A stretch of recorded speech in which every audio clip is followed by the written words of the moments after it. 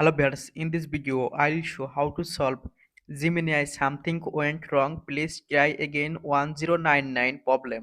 Let's see how to solve this problem.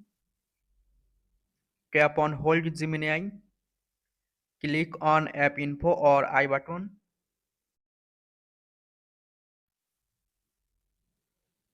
tap on force stop, tap on OK, tap on storage and cache, tap on clear storage, tap on delete. Go to Play Store, click on search bar,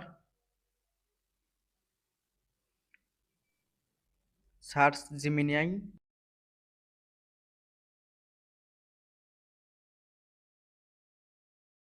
update Google Gemini app, make sure latest version Google Gemini app, go to Gemini,